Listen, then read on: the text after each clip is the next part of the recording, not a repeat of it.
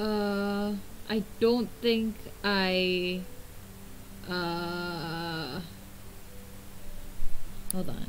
How do I know if frames are being dropped?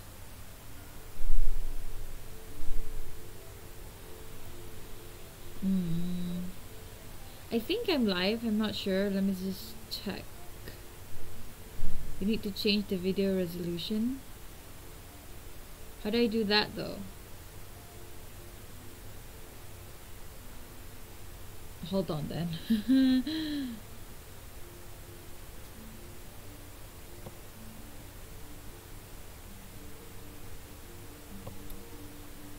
Is that okay?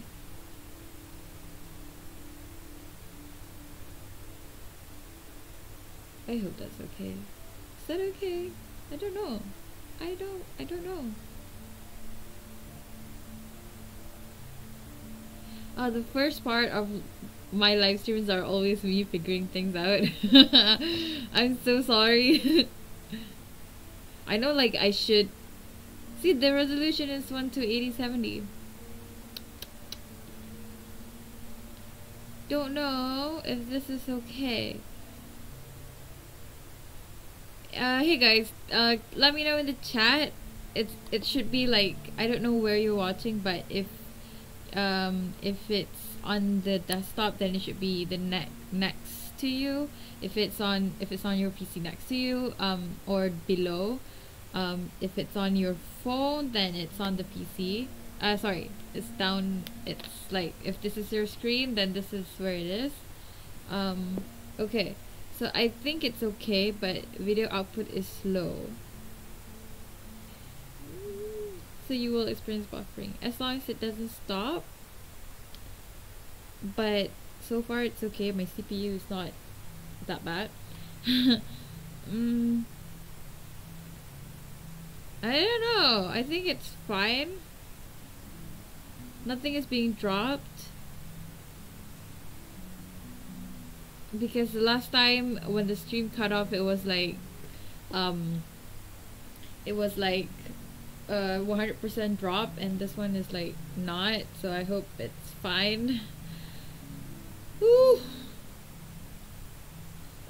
Create a channel to join the chat. I don't understand this stuff at all. Okay, so hopefully that's fine. I'm just gonna start. I've like figuring things out for almost 3 minutes now. So today we're going to read about focused auditory attention, which is I didn't read everything, but I just came through it, and it seems to talk about the cocktail party effect. I have a study playlist on Spotify playing in the background, just so you know, it won't get too boring with just my rambling, but I also don't know if that will trigger a copyright strike. Hopefully not. You can barely hear it, I hope. Yeah, if anything goes wrong, please just tell me. I hope you can tell me. Okay, so this is the book I'll be reading. Oh, sorry. Yeah, Cognitive Psychology, a Student's Handbook. Okay, so I'm just gonna get right into it. Okay, focus auditory attention. You can you will know what chapter I read and what page in the description below. I put it there. You can like just see it. No problem. So it's about 4 or 5 pages, so it's not that long. The lecture won't be that long, so no worries. You can just hear for a bit, and then if you decide to like oh, also I don't have premium Spotify, so sometimes you'll hear ads. But if you hear ads, if you can hear anything from Spotify, but you know, anyways. So let's start stuff. As you can see, I'm like live streaming from somewhere else. This is not my usual desk. This is the background you see behind my desk. This is my bed. Because it's kind of cold today, and I don't really want to sit on a table and read. I usually do my readings on my bed. It's much easier and more relaxed for me to read and like absorb information. Okay, enough of that. Let's start reading. Focus auditory attention. Many years ago, British scientist Colin Cherry, 1953, became fascinated by the cocktail party problem. How can we follow just one conversation when several people are talking at once? As we will see, there is no simple answer to that question. Listeners face two separate problems when trying to attend to one voice among many. McDermott, 2009. First, there is the problem of sound segregation.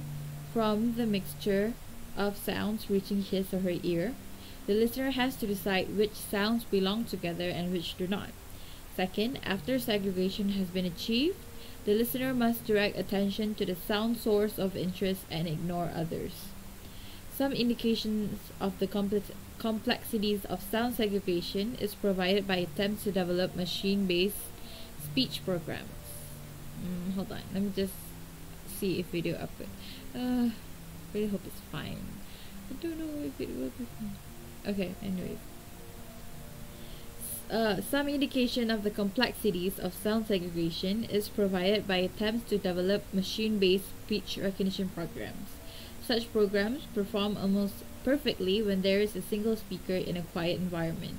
However, they often perform very poorly when several sound sources are all present at the same time. Shen et al. 2008. McDermott 2009 pointed out that auditory segmentation is often much harder than visual segmentation, like deciding which visual features belong to which object. First, there is considerable overlap of signals from different sound sources in the cochlea, whereas visual objects tend to occupy different regions of the retina. Second, each sound source adds to the signal reaching the ears. In contrast, nearer objects tend to block out further ones, with visual signals reaching the retina. Think how much harder it would be to focus on a single visual object if all objects were transparent. How much harder it would be to focus on a single visual object if all visual objects. I mean all objects. Okay, never mind. There is another issue related to focused auditory attention. When listeners manage to attend to one auditory input, how much processing is there of the unattended inputs? As we will see, various different answers have been proposed to that question. Cherry, 1953, carried out very influential research to address the issues discussed so far. For a detailed, he used a dichotic listening task in which a different auditory message is presented to each ear, and the listener typically attends to only one. Since it can be hard to ensure listeners are consistently attending to the target message, Cherry made use of shadowing, in which the attended message was repeated aloud as it was presented. So a dichotic listening task is a different auditory message. A different auditory message is presented to each ear, and attention has to be directed to one message. Oh, so it's like you have two separate sounds. Like let's say you have what was that? You have a Taylor Swift song here, and then a Japanese song here, and then I think the scientists would want to know like which one do you hear more, which one are you directing your attention to? Is it the Taylor Swift song or is it the Japanese song? So shadowing is repeating one auditory message word for word as it is presented, while a second auditory message is also presented. So it's like you have to repeat ball, but the things that you're listening is like glass. So like when you hear glass, but you have to say ball. So something like that, I guess. So what did Cherry do? Cherry used a dichotic listening task in which a different auditory message is presented, blah, blah, blah. Since it can be hard to ensure listeners are consistently attending to the target message, Cherry made use of shadowing, in which the attended message was repeated out aloud as it was presented. Cherry discovered that listeners solved the cocktail party problem by making use of differences between the auditory inputs in physical characteristics. For example, sex of speaker, voice intensity, speaker location. So when Cherry presented two messages in the same voice to both ears at once, thus eliminating these physical differences, listeners found it very hard to separate out the two messages on the basis of meaning differences alone. Cherry found very little information seemed to be extracted from the unattended message. Listeners seldom noticed that when that message was spoken in a foreign language or reverse speech. In contrast, physical changes were nearly always detected. The conclusion that unattended information receives practically no processing was supported by Murray, 1959. He found there was very little memory for unattended words presented 35 times each. Let me just digest this for a bit.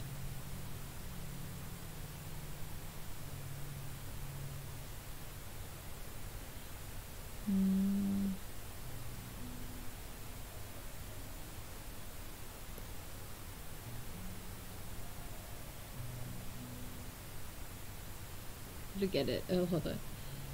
So, how the cocktail party problem is solved is that listeners make use of differences between auditory inputs in physical characteristics. So, physical characteristics would mean the loudness, the pitch, the amplitude, the wave, and everything. So, and then, so when two messages are presented at the same time, listeners found it very hard to separate the two messages and the basis of meaning differences alone. My stream is orange! My stream health is orange! That's good, that's good. Okay, anyway. Sorry. So, very little information seemed to be extracted from the unattended message, which means that listeners seldom noticed when that message was spoken in a foreign language. So, so basically, you can when you hear two things at once, you can like differentiate the physical characteristic of it, like if it's louder, if the speaker is a boy or a girl, where does it come from, but you can't necessarily understand what it says. So that's what he found. Yeah, and then you don't retain memory of that because you're not really paying attention, I guess. Yeah, because there was no processing involved. Like, in order to process information, you have to, like, I don't know, I guess pay attention to it. Anyways, so where is the bottleneck? Early versus late selection. How can we explain what happens when we are presented with two or more auditory inputs at the same time?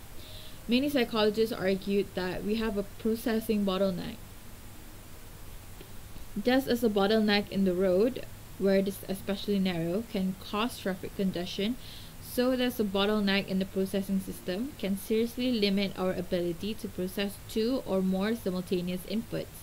However, a processing bottleneck could be very useful when solving the cocktail party problem, in that it might permit listeners to process only the desired voice. So, if you don't know what a bottleneck is, if you do drive, or if you basically been in a traffic jam sometimes, like there would be this big road and suddenly trying to like get narrower, and that's what we call bottleneck. So what in context of auditory, it means like you have all of this sounds, right? So then to get it to be processed, it actually I think the pathway becomes narrower or something like that. Yeah, so that's why they say a processing bottleneck could be very useful, because the listeners would be able to listen to only the desired voice. So so where is the bottleneck located? According to Broadbent 1958, a filter early in processing allows information from one input or message through it on the basis of its physical characteristics. The other input remains briefly in the sensory buffer and is rejected unless attended to rapidly. In some, Broadbent argued that there is early selection. Treisman, I don't know, 1964 argued that the bottleneck location is more flexible than Broadbent had suggested. She proposed that listeners start with processing based on physical cues, syllable patterns, and specific words, and move on to processes based on grammatical structure and meaning. If there is insufficient processing capacity to permit full stimulus analysis, later processes are omitted. She also argued that top-down processes, like expectation, are important. Listeners performing the shadowing task sometimes say a word present on the unattended input. Such breakthroughs mostly occur when the word on the unattended channel is highly probable in the context of the attended message. Top-down processing is basically like how whatever you think inside your brain gets translated in the real world, as compared to like bottom up processing, in which the rest of the world is your stimuli, and then you give your thought based on it. So by what she said about top-down processes like expectations, like for example, in the dichotic listening test by Cherry, he has like this two different audio message, and then has the participant shadow, as in like talk about the message again, talk about some other kind of things. So then top-down processes means the participants would think that they were expected to say the words instead of really listening to the inputs, the sound. So so that's why if you are expected to, then that's how it could happen. That's how the bottleneck happens, right? Okay, so I'm just gonna say Dutch. I'm not sure how to pronounce it. Dutch and Dutch, 1963, were at the other extreme from Broadbent. They argued that all stimuli are fully analyzed, with the most important or relevant stimulus determining the response. This theory places the processing bottleneck much nearer the response end of the processing system than does Broadbent theory. In sum, they argued in favor of late selection. Oh. So there's a figure here, which I guess you can I can show you. Hold on, let me just switch screen so I can see what I'm showing. Sorry, you had to see my face up close. Oh no, it's mirrored. Wait, no, it's not. Broadband's filter theory. Okay, I can't see. I have to see first. Hold on.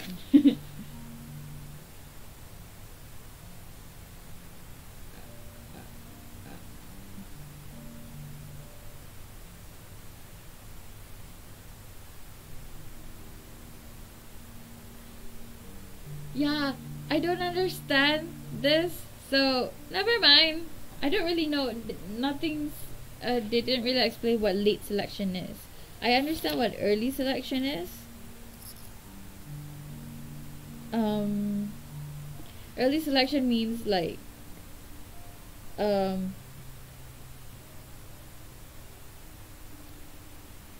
you have to take in all the input first, and then it gets bottleneck, and then it goes to memory.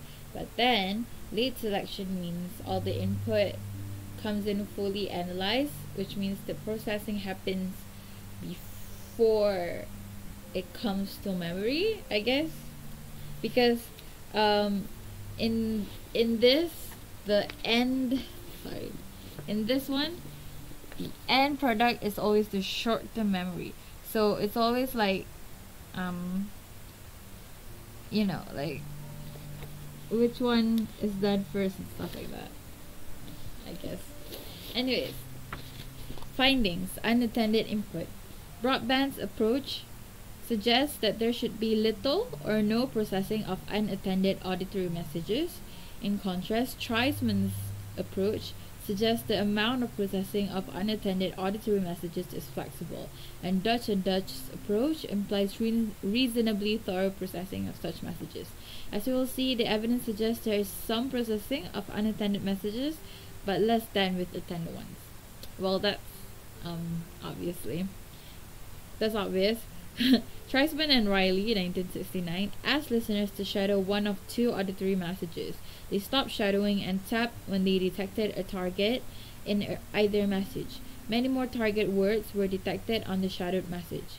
Benton et al., 1995, presented different words to each ear and instructed listeners to attend only to words on the left or right ear.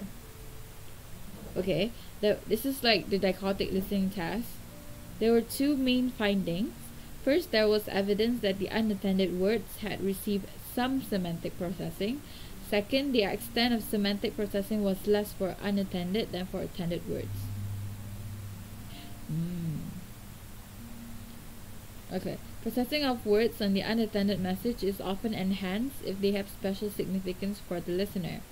Lee et al. 2011 asked listeners to shadow one message while disjunctive words were presented to the unattended ear. Women dissatisfied with their weight made more shadowing errors than those not dissatisfied when weight-related words like fat, chunky, slim were presented in the unattended ear. This increase in shadowing errors reflect the greater processing of weight-related words by women dissatisfied with their weight. Yeah, so which brings back to the topic sentence. Processing of words of the unattended message enhanced if they have like relation. So people who are like concerned about their weight or concerned about their appearance would be more more likely to process the unattended message if it relates to them, you know. So our own name has very special significance for us. Unsurprisingly, listeners often detect their own name when it is presented on the unattended message. Conway et al. 2001 found the probability of detecting one's own name on the unattended message depends on working memory capacity. Participants with low capacity were more likely than high capacity individuals to detect their own name, 65% versus 20% respectively, because they had less attentional control. Hold on, let me just digest this for a bit. Working memory capacity. Coach asked listeners to attend to one of two auditory inputs and to detect targets presented on either input. Event-related potentials, ERPs, were recorded to provide a measure of processing activities. ERPs 100 millisecond after target presentation were greater when the probe was presented on the attended message than on the unattended one.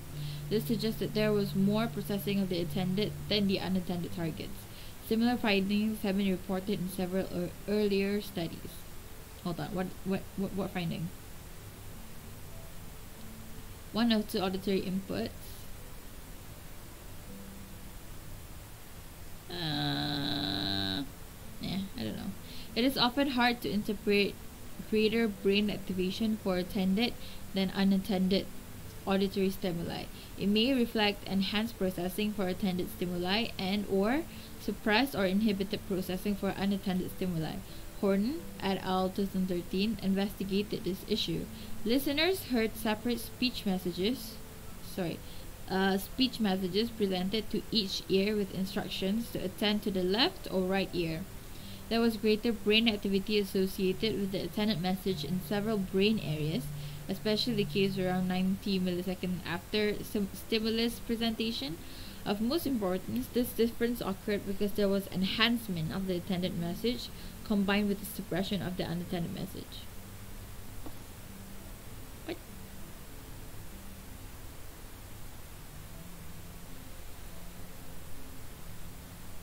I think all of this is just basically like evidence to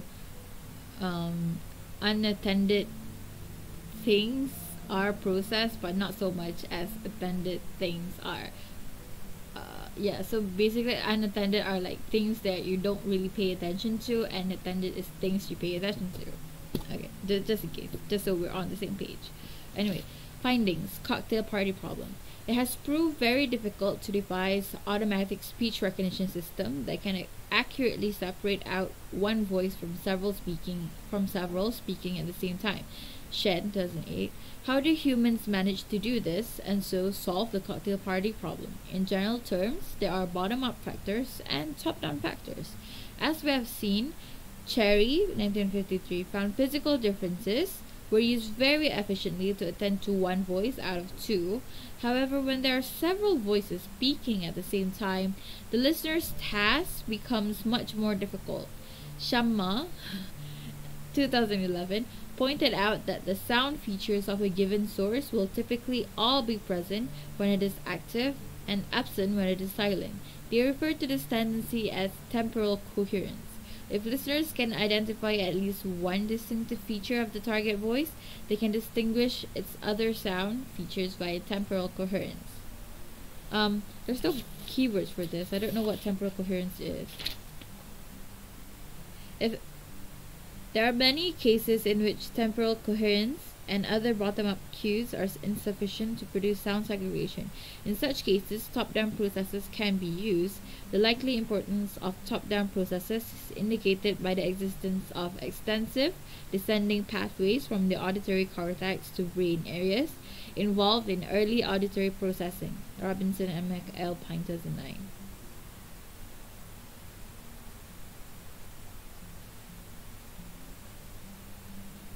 I don't understand. Hold on.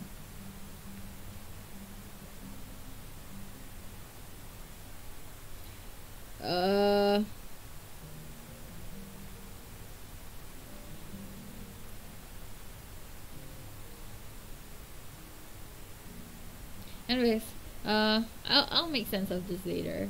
Various top-down factors dependent on listeners' knowledge and or expectations can facilitate segregating two speech messages.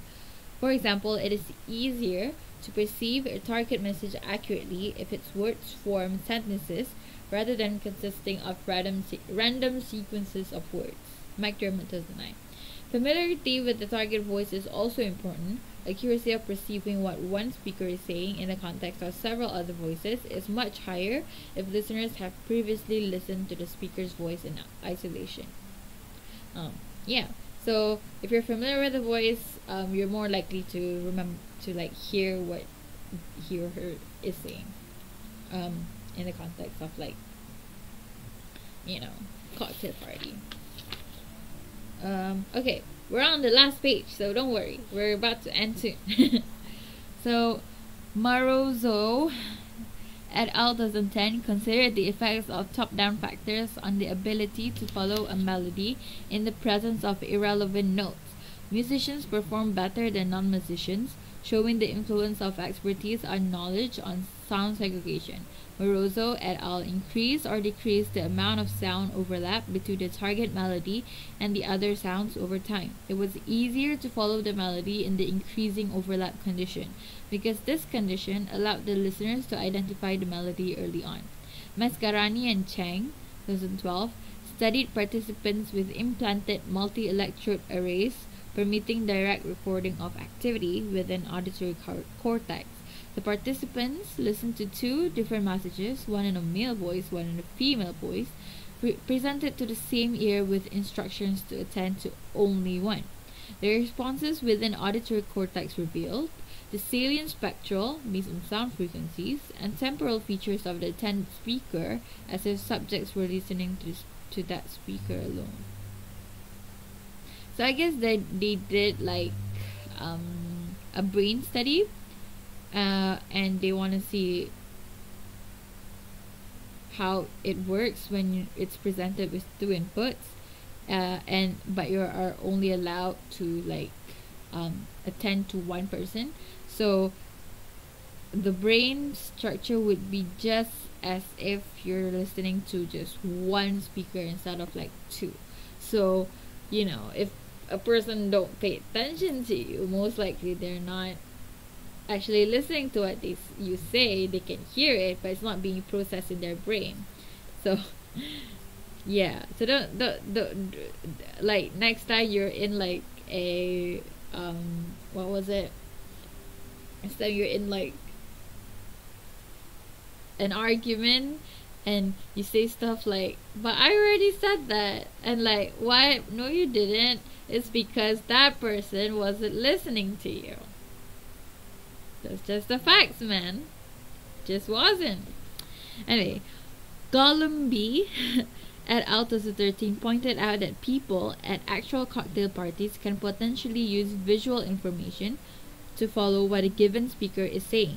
Participants heard two simultaneous messages, one in a male voice and the other in a female voice, having been instructed which voice to attend to. Processing of the intended message was enhanced when participants could see a movie of the speaker talking while listening to the message. This probably occurred because the visual input made it easier to attend to the speaker's message. So like whatever they did last time, but now you have like people now, so then you can hear people talking and listen to them as well, so you can you're easily more focused with visual input added. In sum, human listeners generally manage to achieve the complex task of selecting one speech message from among several such messages.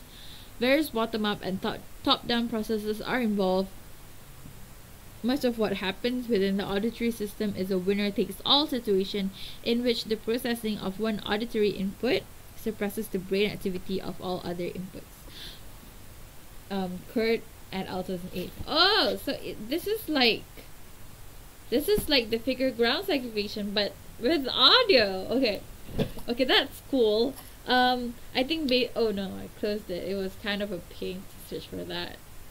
I think it's fine. Anyways, so to sum up what we've read today, we've talked about how humans solve the cocktail party problem and how we like focus attention given that we have like two different sound inputs at the same time. So a lot of things are involved. For example, the bottom-up process, which is the early versus late selection, the bottleneck stuff, and then the top-down processes. Wait, hold on, maybe that was top-down.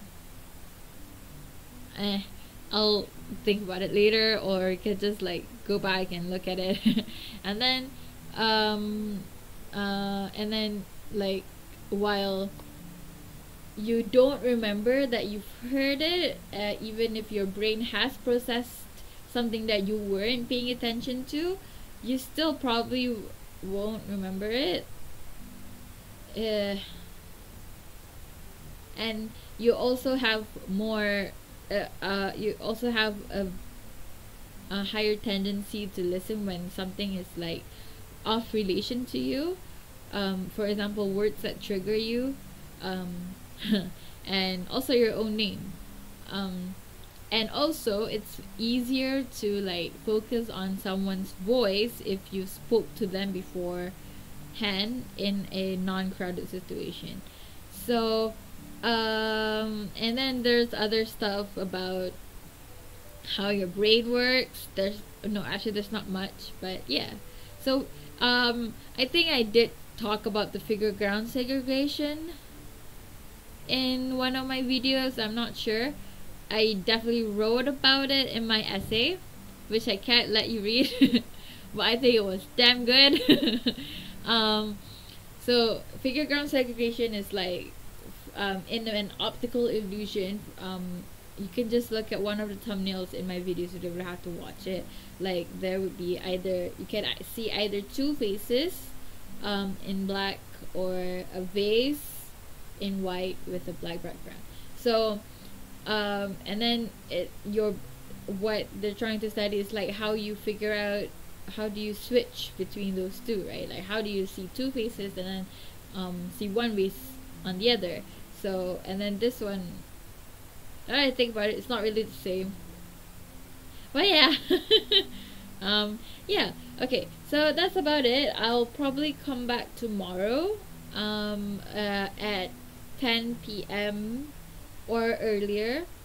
on to talk about neuroscience stuff. Yeah.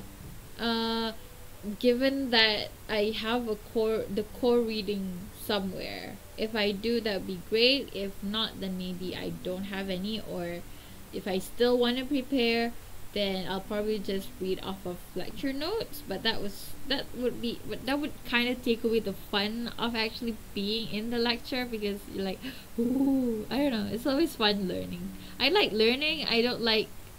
The I don't like the tests and coursework aspects of it so much. If I could just learn and say that, oh yeah, I went to class for that without having to show a certificate, that would be great. But that's not how the world works now, is it? So, yeah, there's the uh ad. So I was gonna stop it soon anyway. So okay, so um I think this was great. I think we did well. I don't know. I don't think. I don't know. I don't think. I don't know. I don't think. I don't think. You. I don't know. Okay. So, yeah. So I do a lot of these kind of live streams, where I just read from my books and then try to make sense about it all in real time. I don't know if it's any fun to listen to that, but it's my own process, and yeah, and I find it work very well. Like, I retain information kind of easier. So I'm still just starting the term. Um, yeah, so I'm still just starting the term. Hold on. Stream option. So I haven't really got my like groove back on track yet. With the new schedule and everything, so it will take me a while. I probably can't stream with games anymore, which sucks. Because I guess while my laptop is competent in running heavy CPU usage games, they still can't really stream it at the same time. I would need higher processing power than that, and I have and it's my laptop is only a laptop. It has, at this is like when I would actually like a PC, but I don't have a job. My job is being a full-time student, entirely dependent on my parents still. I'm almost 24 this year. I'm still 23. My birthday is still like 7 months away. So, yeah. So I'll have to make do with what I have. And I don't know who that one viewer is, but to the one watching, I am thankful that you are. But it could also be just me watching it at another tab. Well, honestly, I wasn't doing this to have people watch. It's not really my main priority. It's just to give me an incentive to actually read stuff, because there's so much reading in psychology, and especially we have this model called brain and behavior, and that's like a whole lot of things to memorize, which is what I will also be reading on tomorrow. So yeah, there's that. That's fun. Life is, and I don't know, it helps. It helps a lot with my mental health, this thing. So yeah, it doesn't matter if no one watches. I still have fun doing this. So I will hopefully keep on doing it in the future, for at least until the term is over, or I have to read papers for my thesis. Oh, I'm meeting my supervisor this Wednesday. I am so psyched. I can't wait. I'm hoping I get to do something with either anxiety or depression or autism or Asperger's, anything like that. That would be fine with me. My supervisor is more of the neuroscience stuff, which I think is awesome. So I am not sure yet what I'm gonna do. I do like pro-social topics, like how to promote people to be more social, especially in like people who have difficulties in being social, like the people with anxiety, the people with Asperger's, stuff behavior related that makes it harder to socialize, because that is a personal battle of mine. That is all, and it is also very interesting to see that to promote people to be more social, basically, because honestly it enhances your mood. And shallow relationships are very like good for your immediate mood effect. There, I mean, I had one of my res supervisors was her main domain her main research topic is on that, and I find it very interesting. I would have gone with her, but I think she's too busy to take on thesis supervisees for thesis and stuff. So yeah, I think that's about it. I've been rambling long enough. I'll see you guys tomorrow, or you won't see me because you're not watching this. Okay, so I think the stream was well. I can do this type of stream often. Um, Maybe I won't be reading my books always. I'll find some other things to read, like I don't know, maybe my Chinese textbook or my Japanese one. Um, I have especially Japanese because I do need to talk with someone about that. I don't want the language to slip from me, so I've been talking to myself a lot. So yeah, that's about it. Thank you guys for watching. I hope you enjoyed if you were watching. So I'll see you guys tomorrow. I hope, I don't know. So bye.